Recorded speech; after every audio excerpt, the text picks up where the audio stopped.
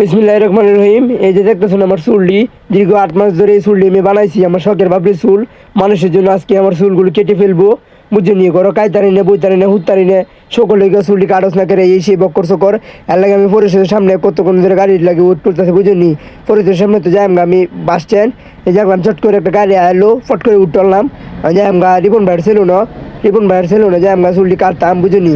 যাইতে থেকে রিপন ভাইয়ের ছিল না, বুঝে নি। মনে হয় আমরা গোল চক্কর পার হলাম। গুলচকর ফারুতে দেখলাম একটা রাস্তা, বুঝুন। এই রাস্তা কত ভাঙ্গা থাঙ্গা, আমার কোমর সমর সব ভাঙ্গিয়ে থাকে। নিউজ পিনিয়ন তো বড় মানুষ কি দেয় না, রাস্তাটা ঠিক করে না কেউ। পরে মনে হয় যে গাড়ি তো নামে বললাম, গাড়ি তো নামে সুজা আড়াম বড়িয়েছি। ইয়া জ্যাম গা রিপন ভাই তোমাকে ঢুক করা, বুঝছেন নি। সুজা আড়াম বড়িয়েছি। পরে আড়তে আড়তে মনে হয় রিপন ভাই তোমার যাইতেছি গিয়ে ইয়া রিপন ভাই তোমার মরণ গিয়ে ঢুক করা মহন ঢুকে চট করে বই উঠছি, বুঝুন। জয় চুল মূল আদায় আছে, বুঝুন নি। আদায় আদায় কইতাছে যে চুলটি কাটিস নিয়ে অত শহরের চুল। পরে আমি না কাটতেলা কি তরণ যাবো, মানুষে চুলটি বালা পায় না। পরে মনে হয় যে জয় কচকেচ করে সব চুল কাটা আরাম করেছে, কেচ কেচ করে সব চুল কাটতে যাচ্ছে, বুঝুননি।